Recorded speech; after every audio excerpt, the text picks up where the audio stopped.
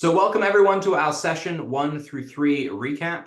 A little bit of a small announcement list here, which is just that if you're still looking for a workbook, if you're looking to watch any of the replays, head on over to pffljumpstartreplays.com. You should be able to comment in the chat on the webinar. I've got that all set up, and you should be able to comment on the Zoom as well.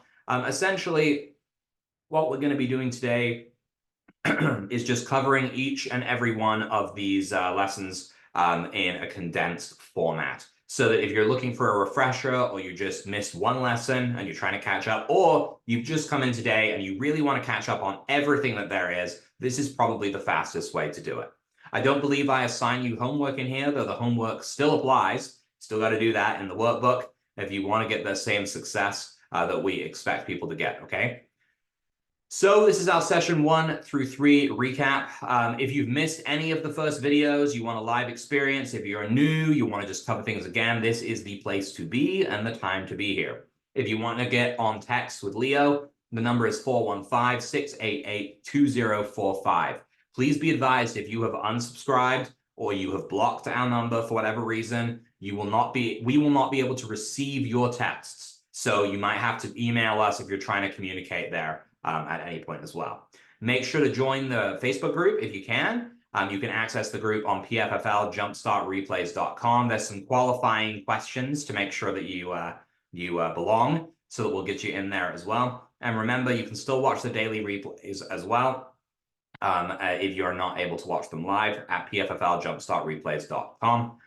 Again, condensed version, but I'll try to cover as much as I can. So day 1, the way the conventional medical system has failed you. So we talked a lot about the sick care system, because we don't have a healthcare system, we have a sick care system. A system designed as a last line of defense to deliver treatment to people in need, and a system that's not equipped to deal with disease or illness. Yet it is the way we go when we get a disease or we get an illness. We're taught not to worry about our health because the system is there to fall back on. But the problem is that it's really not set up for recovery and healing. It's set up for that trauma response. It's an easy answer to a problem, right? Conventional medicine works to first diagnose you and then to treat the symptoms of the disease. And in most cases, it totally ignores what caused the disease in the first place.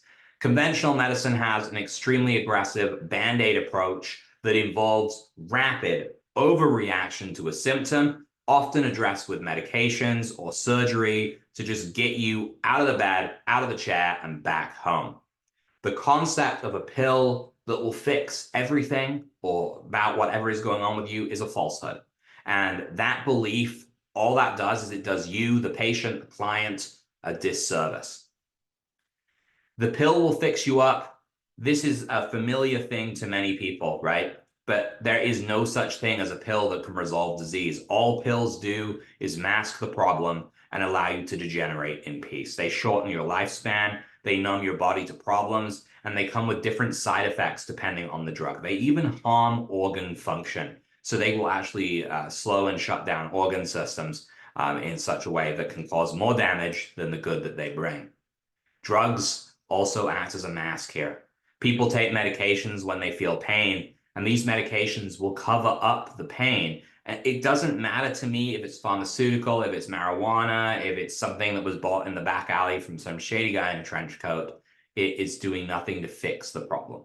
It's covering it up, it's muting the pain signals, and it's asking your body to scream louder.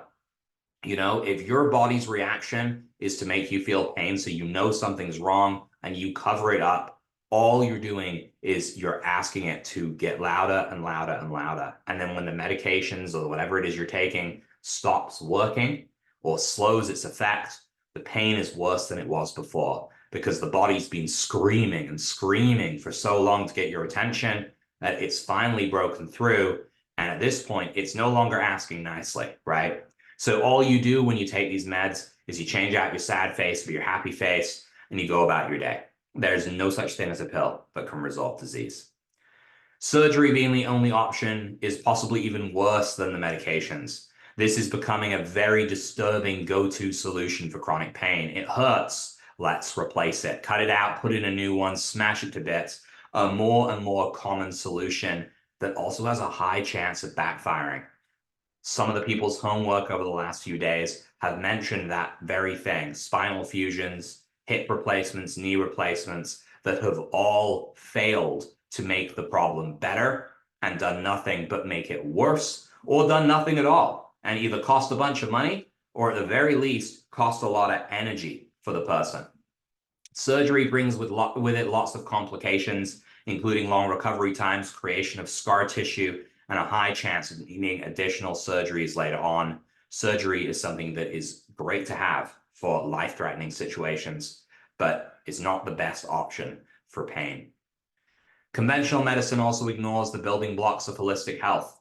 Mental health is connected to pain, whatever people say.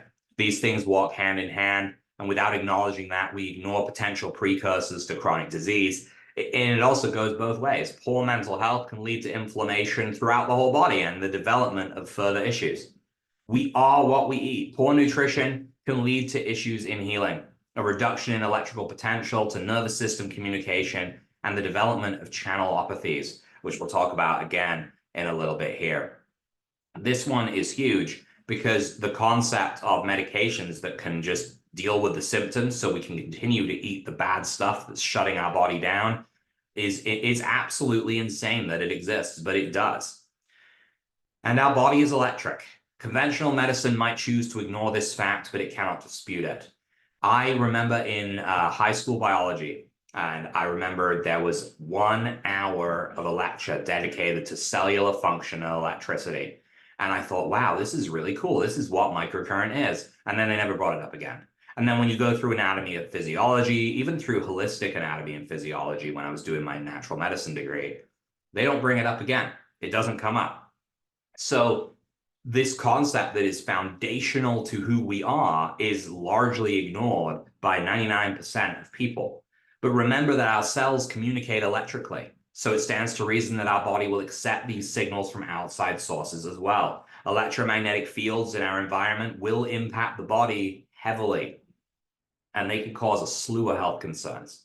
I'd love to hear if anyone here who's watching the recap here has experienced issues from being near Wi-Fi, from being near electronics, from just overstimulating themselves with technology, because it's extremely common. It's more common than you might think. Again, this system is about triage. It's not about long-term healthcare. The medical system is based on a very archaic system of triage, not wellness, which was extremely useful in World War I. The system only wants to see you when you're sick because they're only equipped to handle the acute phases of conditions, right? Managing the symptoms is fine if it's short term. So if you have something that's making you feel sick for 2 weeks and they can give you some medication to make you not feel sick, then fine. It worked great. And then you're good because your body healed. But if it continues beyond that point, it becomes too challenging to even consider taking it on because the risk of side effects goes up the longer the band-aid of medications is consumed. Remember that picture we saw a few minutes ago? You just slap band-aids on it and you keep doing it, right? A band-aid for every band-aid that causes a problem with the band-aid. That is kind of the system that we're dealing with. It's also extremely specialized and almost, we call it siloed. Over the first, often the first course of action when a diagnosis is achieved is that you get referred to a specialist, someone whose specialty is your condition or your type of condition. At this point, you're kind of stuck. You're a little bit screwed because the specialist will often not be able to look past their own specialization or the diagnosis to see any connection between the body and your wellness and the condition you're struggling with. Surgical specialists, they want to do surgery. Rheumatologists, they're going to put you on disease-modifying anti-rheumatic drugs. Pain doctors are going to put you on pain meds, at worst, opiates, but even at a minimum, pain medications that you take each day. It goes on, and none of it works on resolving your issue, at least not without creating further issues in its path. They also ignore the fact that we are more. Conventional medicine might just see us as that sack of flesh and blood ready to be poked, prodded, and analyzed until we're finally ready to be deemed lucky enough to be a sack of flesh and blood with a diagnosis now, yippee.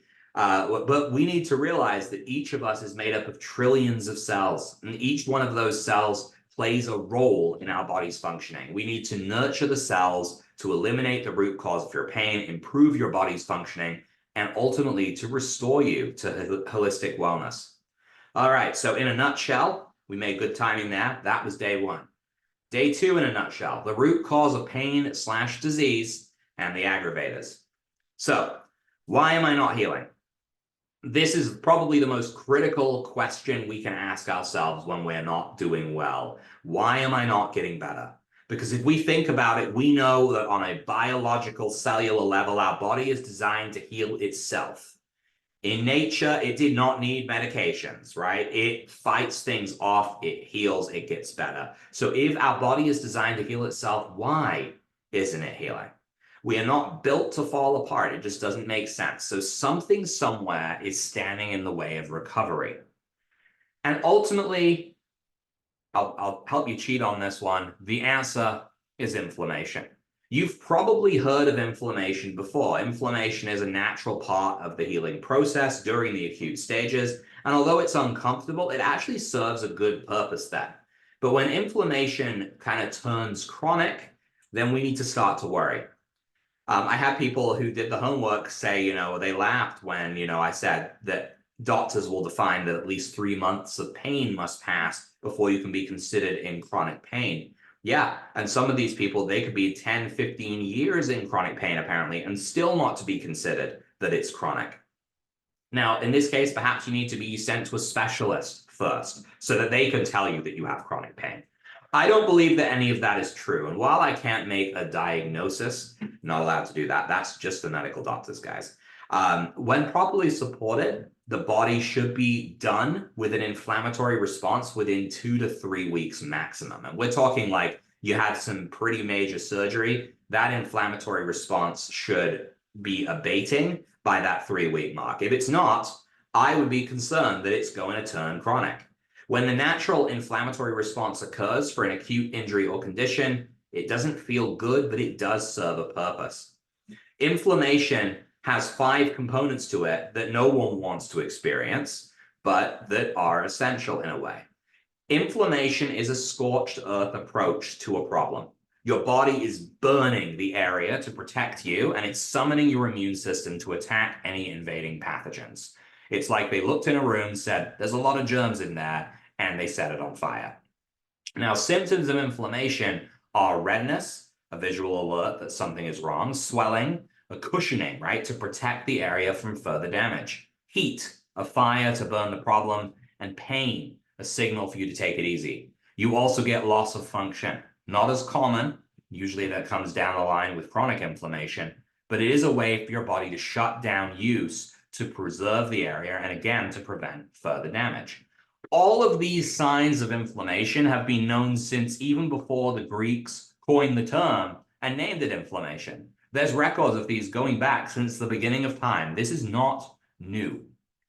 Chronic pain, however, this is something that we didn't used to really see. It wasn't something that really stuck around unless someone had had a massive injury, probably from a battle of some kind or fighting an animal they shouldn't have fought. It's not something that you really see or hear a lot of. Chronic pain seems to be born out of this really strange and misunderstood process in which your body stops the natural healing process from ending. And you kind of imagine it like your brain forgot to flip the switch and turn it off. So it would be like if you left your oven on and you walked away for days. The oven's still on, and that could eventually cause some problems. You forgot to turn it off. It's still going on. The brain is forgetting to turn off the inflammation. Sometimes I think this comes down to pain meds because we turn off the warning signals with the pain meds as we mask the pain, and the brain thinks it's already shut down, but the inflammatory program is actually continuing to run in the background. You just don't know. Inflammation continues, pain flares up, swelling gets worse, loss of function begins to set in, and in cases of autoimmune disease, the body then sees this inflammation that won't go away as this massive threat. And it sends your immune system to an area with nothing to attack but you, with yourself. And imagine again, like I covered this in the lessons, but autoimmune diseases really are functionally just these different locations of inflammation. Hashimoto's disease, this is inflammation of the thyroid, Crohn's, inflammation of the gut, rheumatoid arthritis, inflammation of the joints, right? Arthra being joints. So again, we're looking at manifestations in different areas and these things getting their own name, despite the fact that they're all inflammation. And as an interesting point, if you have any condition that ends in itis, I-T-I-S, that literally means inflammation. So whatever precedes it is just the name of the issue. So arthra being joints, right? And itis is inflammation, tendonitis, inflammation of the tendon, right? You can see the patterns. If it ends in itis, you're on the right track. But many conditions like autoimmunes, they don't end in itis, but there's still that inflammatory response as well. So really, we got to be really aware that chronic pain kind of comes out of this weird area that we don't really know too much about, beyond the fact that it's like your body just kind of forgets to deal with it anymore. So the why aren't we healing does boil down to inflammation, and it is impossible to regenerate in the presence of inflammation because that is not what it's designed for. It holds us in a space of protection while the body prepares its army to heal us, but it doesn't allow us to heal until the inflammation is turned down. It's sort of like, I can't even come up with an analogy for it, I guess. Suppose it would be like closing all the doors to try and contain a fire while you waited for the fire department to come, instead of letting the fire just rip through the house. And once they get here, they're going to go in and they're going to put it out. And that's what your body should do. It should go there and put it out. But we don't know the inflammation is there when we cover it up. So we forget about it and we trick our body into forgetting about it as well, all while it causes more and more damage. This is my analogy. I didn't know I included this in here. But, it's like walking into your room and seeing the bed on fire and closing the door. That's what we're doing when we ignore the inflammation. You wouldn't do that. No one would do that. You wouldn't walk into your bedroom, see the bed roaring in flames, and think, and close the door and walk away. You would do something about it. But when we take medications, that's exactly what we're doing. We are closing the door and we're walking away. No one would do this.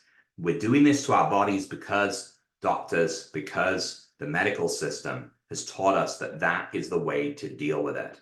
We don't seek to fix it in the same way that we should, and we believe we are, but we're given these kind of spirals that we can't escape. Okay, day 2, channelopathies recap. So this was the second part of day 2, and I kind of separated this one. And I want to preface with, again, I talked about this on the lesson, but you don't need to know truly what channelopathies are. You don't have to understand this, but it's something that can help you kind of know that they exist and they cause problems in the body. Now, channelopathies are diseases that develop because of defects in ion channels caused by genetic or acquired factors. And while genetic mutation can lead to the development of channelopathies, inflammation can be a problem here as well. Cells rely on achieving action potential if they are to effectively replicate and function, and inflammation will lower cell function and drop cellular voltage so that the cells cannot achieve action potential. Eventually, they'll stop trying.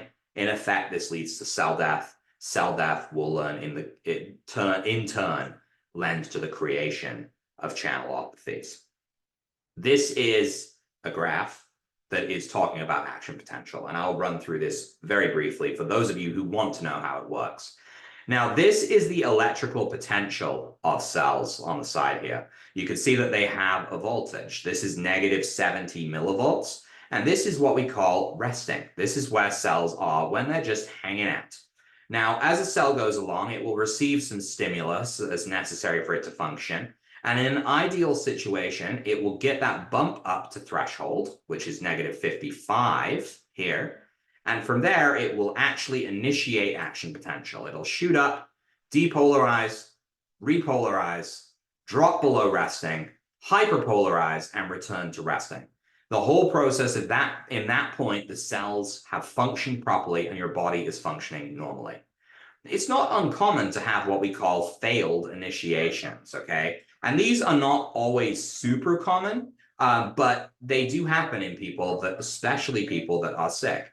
And this is where cells do not reach threshold.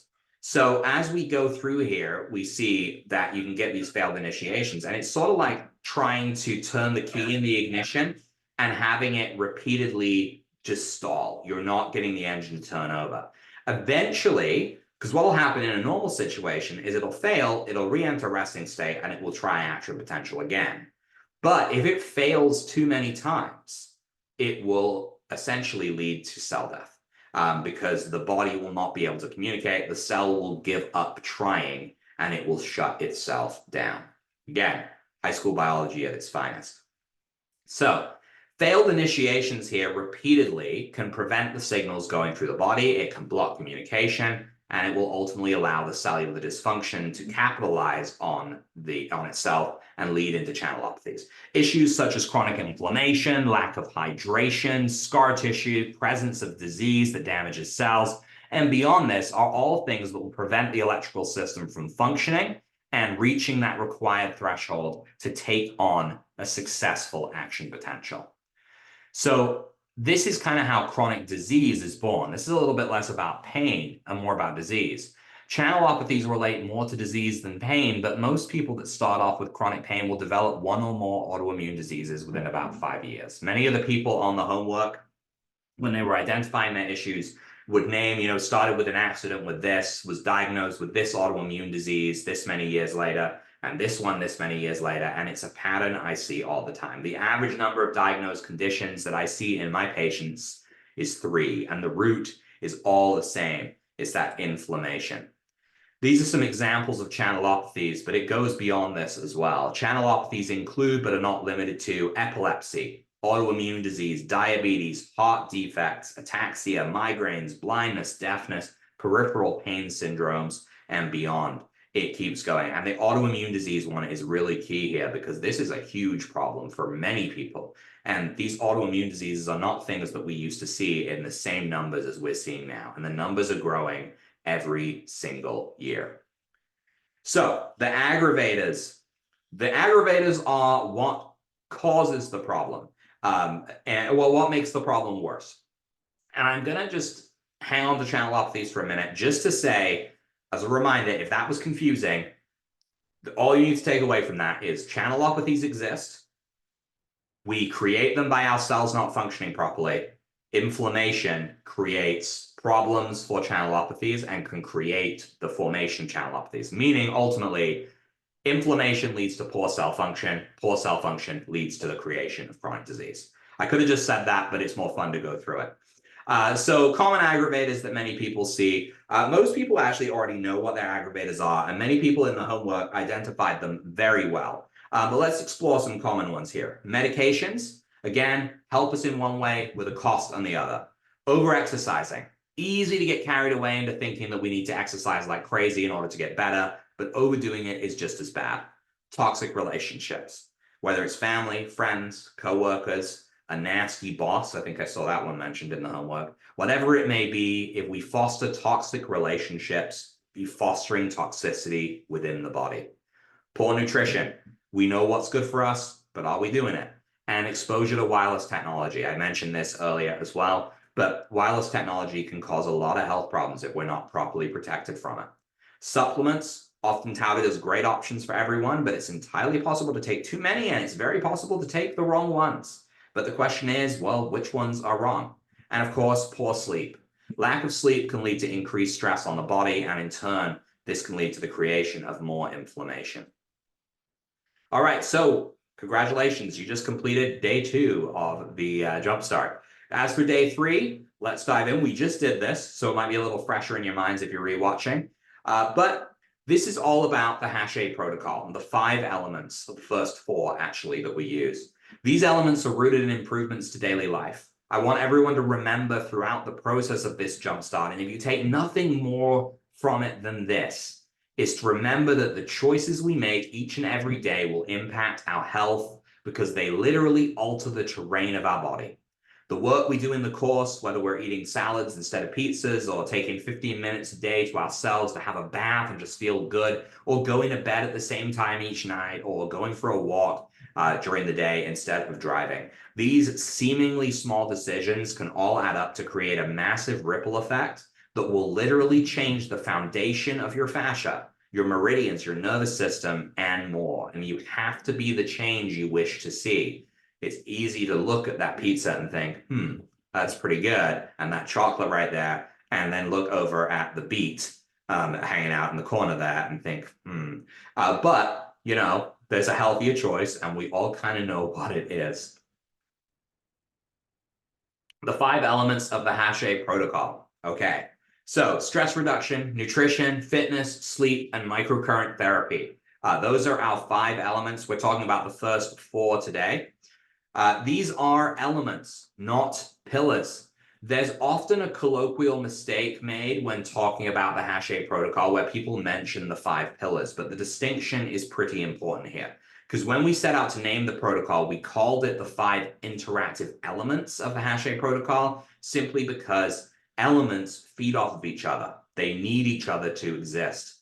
Pillars don't need to interact. One pillar could fall. You could, if we called these pillars, we could say, well, if we knocked out stress reduction, if you didn't do anything to do with stress and you let yourself be as stressed as can be, you'd still be fine because your roof would still be standing. That's not what we're saying at all. We believe each and every one of these elements is equally important for a functioning, holistic health that you really want to foster and nurture. If you lose an element, everything begins to descend into chaos. Stress reduction is our first one here, and this is very, very condensed because we're on a bit of a time crunch here. But we all know that stress can have a big impact on our lives. Stress is an important part of life. It helps keep us safe. But when it becomes chronic, much like chronic pain, it will wreck our lives. Stress will activate the fight or flight response. Stress will halt or stall the healing process entirely. And stress will lead to adrenal fatigue. And adrenal fatigue will lead to the development of a multitude of problems. If you want to learn more about these individual topics, because these are really condensed, I highly recommend you rewatch the replay of day 3, which should be up pretty soon, I'd say within an hour or so, and I think it's already up on the Facebook page. So, nutrition. Again, everyone knows that we should and shouldn't eat certain things, but very few of us adhere to that knowledge. It's important to realize that there is a huge connection between the vagus nerve and our ability to digest. We'll be talking about the vagus nerve in depth tomorrow. You can over or under supplement as well. Food is the best supplement you can provide, in my opinion. There is no one-size-fits-all diet for everyone. Remember, you are not your diagnosis. You have a name, whether that's Sally, Jim, Melanie, whatever it may be. Your name is that. It is not fibromyalgia. It's not Hashimoto's. It's not Crohn's disease. You are you. You are an individual person, and you have to be treated as an individual. Your body, as much as the cellular function is the same to another person, will have differing terrain, differing environments, and all of that is built and nurtured within our bodies. Number 3, fitness. It can be especially challenging for people in pain to consider exercise as something they should include, but movement truly is medicine. People who do light exercise will encourage blood flow, reduce muscle weakness, and reduce stress, and in general, enhance their healing. It is critical to realize that exercise does not have to be committing a huge amount of time. I saw a lot of people mentioning yoga. It's a very gentle exercise. Someone even mentioned gardening. To me, that's a form of exercise too, with a whole slew of other benefits that accompany it along the way. But starting small is the best way to begin. Jumping into something big is not going to help you. Little steps, big changes, that's the way to go. And number 4 is sleep. A good sleep prevents the onset of brain fog, which can lead to both physical and mental disease. Our deep healing sleep is what we want to achieve to actually repair and get better. But to get there, we need to actually get a good night's sleep. That is the challenging piece, right? Lack of sleep accumulates sleep debt, a process that essentially means for every hour of sleep you lose, you're borrowing from a line of credit that you have to pay back if you want to maintain optimum health. And lack of sleep will affect digestion, stress levels, preventing our adrenals from recharging, our ability to exercise, and it will impact our electrical potential. Everything is intertwined and interconnected. So, what is next? Make sure that you take the time to do your homework. It's a very important part of the process. And if you can post it on Facebook, I can see it. I can reply to you. We can have a conversation about it, which is what I've been doing. I even got to do, one person was hot on the spot with day 3's homework. And in the 15 minutes between, I was able to answer their homework a little bit there too. In the next session, so tomorrow at this point from where I am, we will be on to day 4 of our Jumpstart experience. We'll be talking about the 5th element of the Hash-A protocol, and that is microcurrent. I'm very excited about this one. You guys should be too. This is how we tie everything together and get everyone stabilized and really look into that action potential, the body electric, and all that we can accomplish. If you need help, do not hesitate to ask. Reach out to Leo, text at 415-688-2045. Get into the Facebook group if you can. You can also email concierge@painfreeforlife.com. Any questions you have, drop them on the Facebook page. Send them to Leo, send them in by email, and we can get them as part of the Q&A session, which is coming up as well. So thank you everyone for joining me. I hope you found this recap useful. I do find that they're a nice little crash course in everything, but I do encourage you to watch the replays individually if you're interested in these topics, because we get pretty much the amount of time I squeeze 3 in here into each individual one, which is really awesome. Okay, I'll see you all tomorrow. Get excited. This is a big one. Thanks, everyone. Bye-bye.